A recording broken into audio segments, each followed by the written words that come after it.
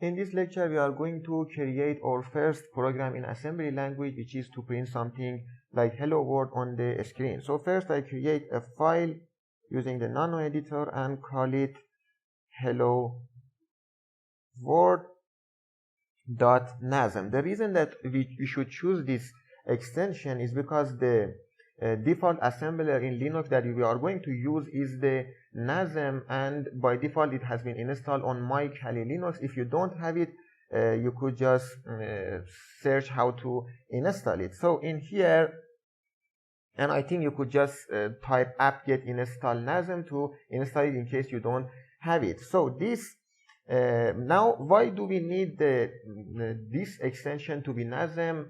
The reason, or why do we need assembler? Because computers don't understand assembly language, they only understand zeros and ones. So we need a translator to translate the code in the assembly to a machine readable language, which is a binary language. So this translator is called the assembler. So NASM is an assembler which would convert the code that we write in the assembly to the machine language or to the binary code. And after that, the linker would link our object file, which has been the output of the assembler, the NASM, with other libraries or the relocation information, and then creates the final executable, which could be executed and get loaded into the memory. So in here, we create the extension .nasm. If you have other assemblers, you should create the extension based on your assembler. Now I hit enter in here.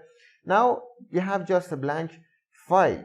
The question that you need to ask is what should we do and why? Why do we need to type anything that we are typing in the rest of this lecture? So first of all, if I go to another terminal, if you remember when we were in the bin directory in here and just worked with one of the process like the nano editor, if we just print the sections, you saw that we have a lot of different sections. This is the section header which gives us information about all the sections. We could have a lot of different sections as you see, but the two main mandatory sections that we need, one of them is a section which contains some instructions like .text, and another which contains the data that those instructions should execute on.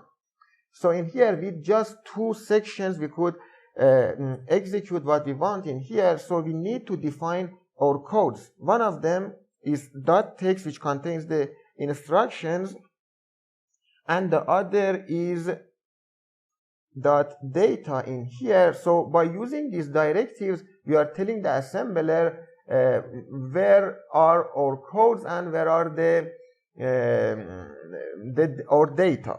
Now, actually, there are two kinds of statements in the assembly language. One of them is called the directives, like these things that we write in here, which are for the assemblers only and won't be written in the output, and the others are the instructions. Now, one of the things that we need to specify is the entry point of our file. Where should be the entry point, the starting point to get executed? We define it using a start. If we write in here, we write just, let's say, underscore a start.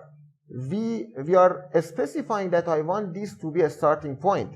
But before that, we should specify the global start. The reason that we are doing this in a deeper level is because symbols don't get to the output object file.